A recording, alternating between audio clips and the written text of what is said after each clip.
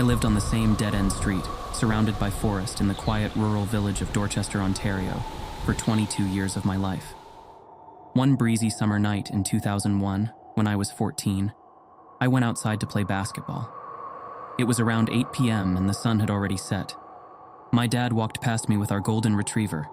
"Going down to the road," he said, and left me in the driveway with only the sound of the chain mesh rattling after each basket I scored. I glanced back at the dark road and saw my dad walking out of sight. After a few minutes, I heard 3 digital beeping sounds coming from the woods across the road. Thinking nothing of it, I shot a few more baskets. It happened again. I thought it must be someone's cell phone or pager they had dropped in the woods, so I walked to the edge of my driveway to determine the direction of the sound. Then a voice called to me from the forest. "Tim, come here for a second, I found something." I thought it was my dad and assumed he had found whatever had made the beeping noise. "What is it?" I shouted back. "Just come here, hurry up. I found something, follow my voice." I heard a few more beeps. Then, remembering I had seen my dad walk down the road instead of into the woods, I suddenly felt terribly uncomfortable and suspicious. "Why don't you come here?" I asked. After a long, eerie pause, the voice said, "Tim, come here for a second, I found something." I knew my dad didn't have a cell phone and didn't carry a pager while walking the dog. "Tim, come into the woods, I've got to show you something." The voice kept coaxing me. I asked why he couldn't just tell me what he'd found, and I kept getting the same responses.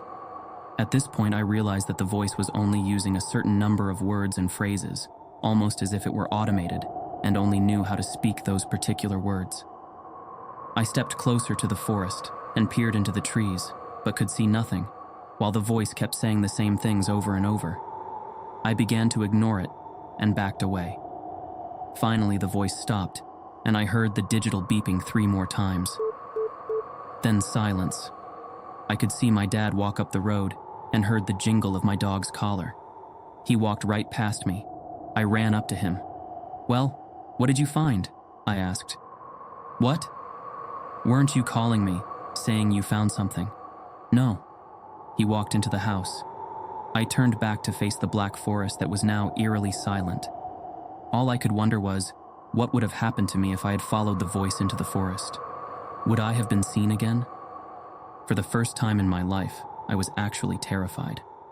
From that point on, I had a disturbing feeling that something supernatural was after me.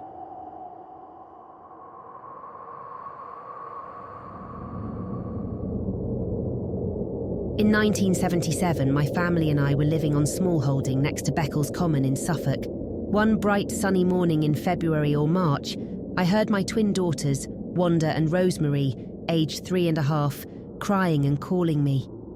They had been playing outside near the stable block. As I rushed out of the back porch door, one of the twins ran towards the house in a very disturbed state. Mummy, we've just seen a man jump from an aeroplane. Where is he?" Walking up our drive. By now, her sister had reached me. Both were crying as I bustled them through the house. I washed their faces, and when they had calmed down, I questioned them again. The other twin told the same story as her sister, adding that the man frightened her very much and that he was tall with yellow hair. Just then, I heard the grating sound made by our side gate when it is either being opened or shut. I ran out to investigate, but there was no one visible. I looked right round the house and even glanced in the cattle barns. A few days later, we went shopping in town. I took the pushchair, as it was a long way for the twins to walk, so if they felt tired, they could have a ride.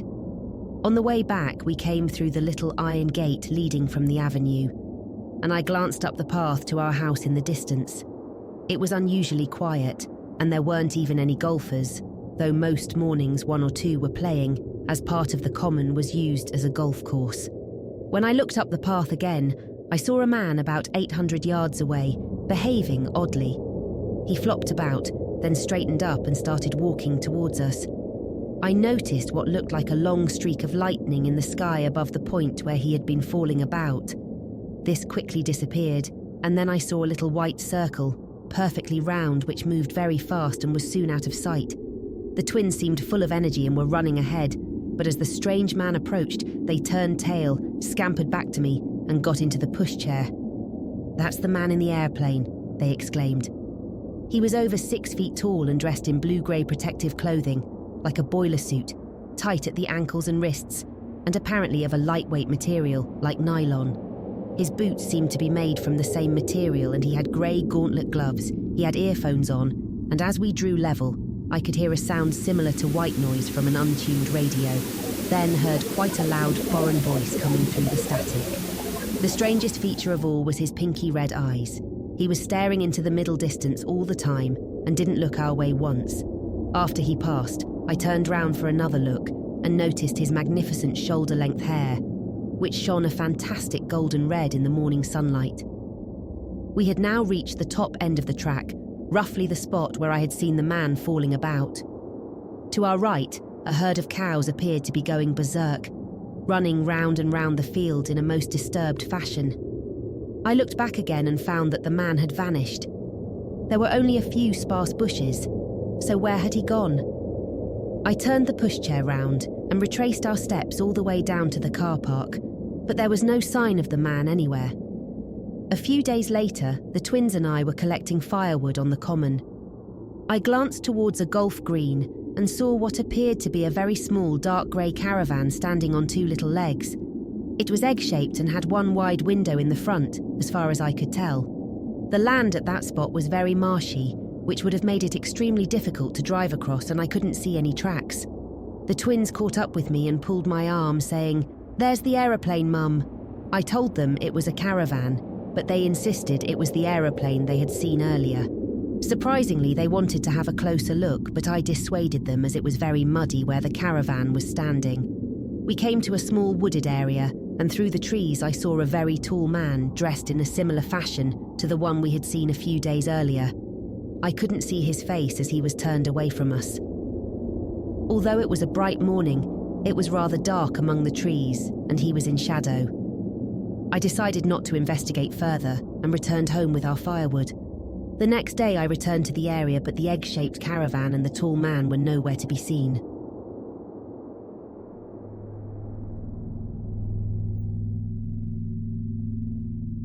In the mid-1960s, I was a keen member of an amateur dramatic club based in the St Bride's Institute in Bride Lane. This is just off Fleet Street near Ludgate Circus, close to St Paul's Cathedral. Our rehearsals were normally held 3 nights a week, between 7 p.m. and 10 p.m. This utilitarian institute is built on the site of the old Bridewell prison, a gift to the City of London from the young King Edward VI in 1553. Initially a workhouse for unruly apprentices and vagrants, it later housed the insane and subsequently became a correctional house for women and children. After its destruction in the Great Fire of London of September 1666, it was rebuilt with improved amenities so that the public could spectate punishments and good whippings. It was demolished in 1863. Always short of funds for our productions, our lively little St Bride's players regularly held jumble sales, and so when not wanted for rehearsals in the main hall of the Institute, one or more of us would often descend into the Institute's deep cellars to sort the goods gathered and stored there. On an unusually airless evening, around 9 p.m. on 2nd or 3rd September 1966, not being needed for rehearsals for half an hour, I went down alone into the gloomy cellar to price the jumble. As I recall, this room measured about 20 by 20 feet, but it's impossible to be exact as there was no window and the meagre light from the one grimy low-watt bulb never penetrated the dark corners. Even the light through the door from the lit stairs spilled in no more than a few feet.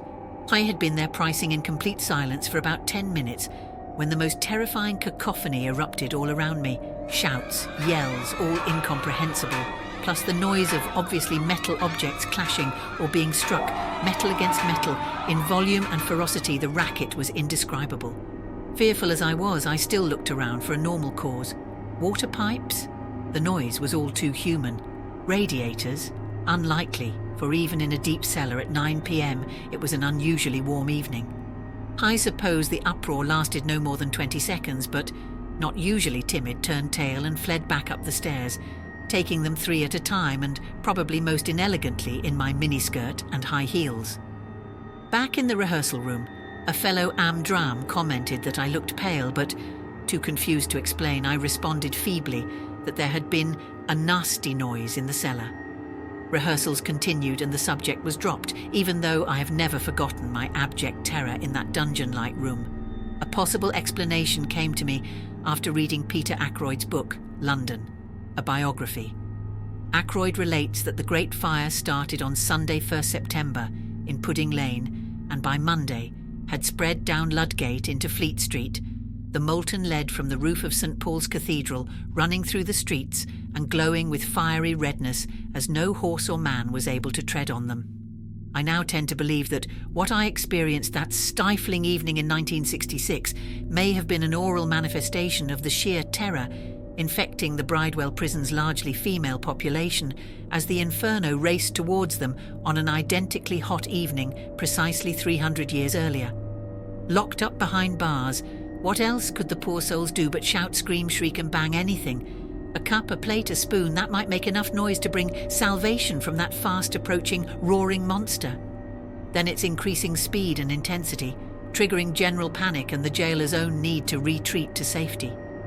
In 1972, Nigel Neal wrote a TV play called The Stone Tape, in which far-distant events of an extreme nature literally imprinted themselves into stones, rather like recordings on modern tape, and which would be triggered into replay by certain key repeated elements, date, weather, strong emotions, and so on. Of course, that was just fiction, but my experience in the cellar of St. Bride's Institute does make me think that he might well have been onto something.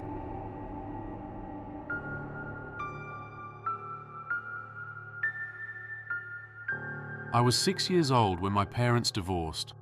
My mother took us from our house in Melbourne, Australia, to a series of temporary accommodations in Brisbane.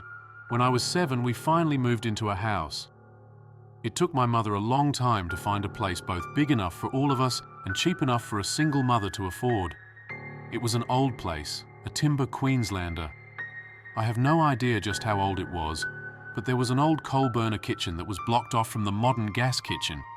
This meant that the house must have been built a minimum of 50 years earlier and could have been much older.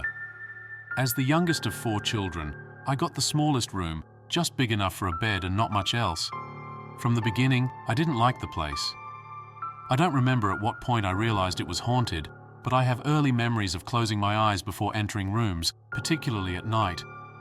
When alone in my room during the day, I saw shadows dancing around the corners of my vision. I got used to it in the end. I was too scared to try and talk to the ghosts. I knew they weren't friendly and were teasing and mocking me. At night, I would sleep with the sheets over my head, too terrified to open my eyes. Occasionally, I would feel them touching me with probing fingers. One day when I was 9 years old, I was talking to my mother who was watching television, and I entered the hallway leading to my room without closing my eyes first. I looked directly into my room and saw something that burned into my consciousness and has stayed with me to this day. It was a man dressed entirely in black.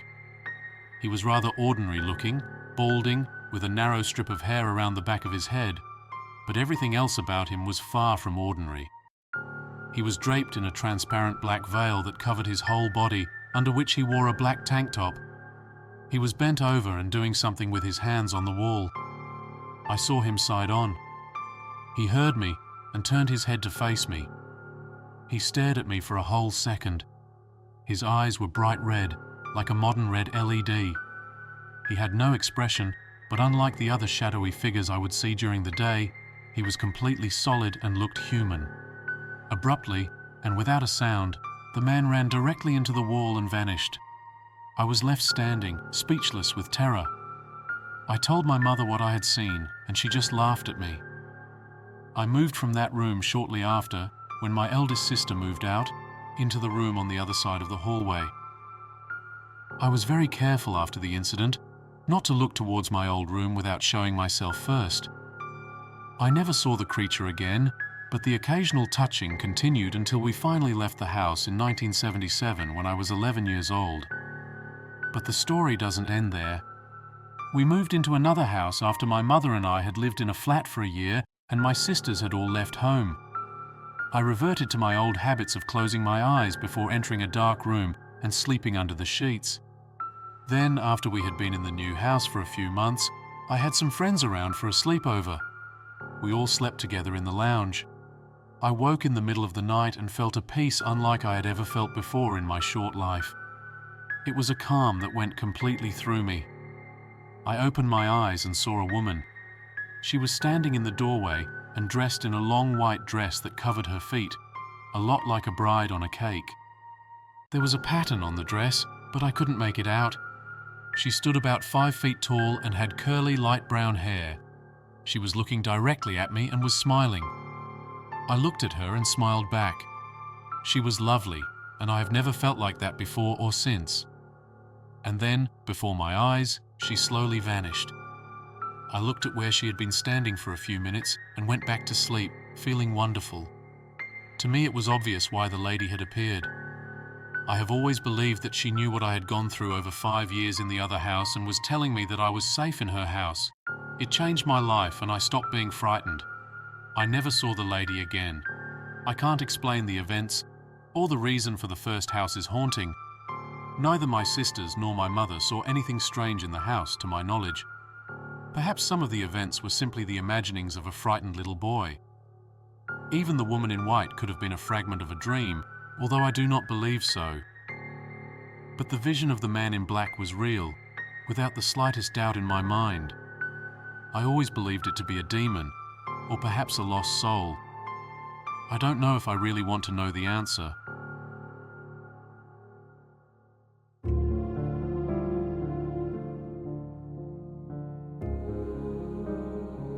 About 10 years ago, I was living in a shared student house in Nottingham with 2 other girls and 1 guy. One day, one of the girls, her name was Suzanne, started complaining of a presence in her room. We pointed out the large number of G&Ts consumed the night before, but she continued to feel something for a few weeks. Then it became a bit more apparent. She would feel a hand brush through her hair while sitting watching telly and accuse whoever was sitting beside her. And of course, we knew no one had touched her. Now, Susie was a very sweet-natured and pretty girl, and she said that while she was a bit freaked out by what was happening, she knew that this presence meant her no harm. In fact, it was a sort of loving feeling. This went on, and every night we'd ask her if anything had happened that day. It became our nightly entertainment. Sometimes she had nothing to report, sometimes only this feeling of being watched. And then we had a party. There were lots and lots of drunken students there, and it was great fun. The guy who lived with us had a little disposable camera and took about 15 pictures. When he developed them, in every single picture with Susie in it, there was a shape visible near her. In one picture, she was sitting on the sofa, and you could clearly see a figure sitting next to her. No features visible, just a vague outline, but definitely a person. We were so freaked out. We talked about getting in a priest to perform an exorcism, but that never actually happened. After all, it wasn't as if it were really bothering us. Sometime after that, Susie said she started to see the figure. She said she thought he was getting stronger. She described a young man of about 16 with dark hair and dark skin. Then one night, as Susie was about to go to sleep, she actually felt someone get in the bed beside her and snuggle up to her. She leapt out of the bed and yelled, "Right! Enough is enough! You have totally overstepped the mark this time. I want you to just go away and leave me alone now." And just like that he did. No more presences, no more hair touching, nothing. A few months went by, and then one Saturday afternoon I brought my then boyfriend back for a beer. There was no one else in the house, just the 2 of us cuddled up on the sofa, watching a movie and having a beer. Suddenly, Rick sat up straight and said, "Who's that?" I said, "Huh?" "A young fella just stuck his head round the door there a second ago. There's someone else in the house." After a thorough search proved we were alone, I asked Rick to describe the guy, and he described Susie's ghost, young with dark hair and skin. Susie and I decided to do a bit of research. We contacted the landlord and asked him about the history of the place. It turned out that about 5 years before us, a Greek family had lived there, and their 17-year-old son had hanged himself in Susie's room. We felt really sad after that. This poor, lonely little ghost had fallen in love with Susie and had backed off when she told him to. We had the priest in shortly after who said a mass for the repose of this lad's soul, and there was no more activity after that. We lived there for nearly 3 years in all. I definitely believe in ghosts now.